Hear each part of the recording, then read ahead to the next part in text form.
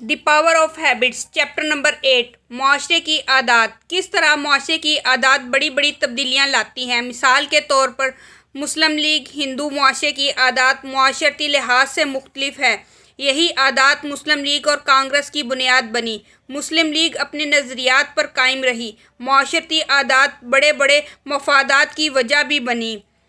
ان میں مفادات سر فہرست ہیں۔ پھر یہ آزادی کی تحریک میں تبدیل ہو گئے، جس کے نتیجے میں ہندوستان میں سے پاکستان، بنگلہ دیش الگ الگ ملک بنے۔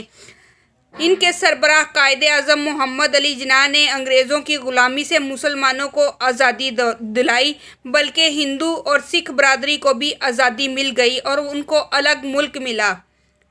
جیسے چرچ کا پادری جو ایک چھوٹا چرچ چلاتا تھا، اس نے لوگوں کو چرچ کی طرف مائل کرنے کے لیے چرچ میں میوزک لگایا جو کم آواز میں ہوتا، جس کو سن کر لوگوں کو سکون ملتا، جس کی وجہ سے چھوٹا چرچ بڑے چرچ میں تبدیل ہوتا گیا۔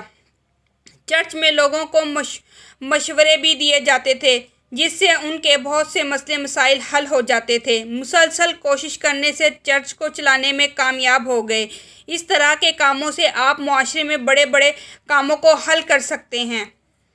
میری ویڈیو پسند آئی ہو تو میرے چینل کو سبسکرائب، لائک اور کمنٹ ضرور کیجیے گا۔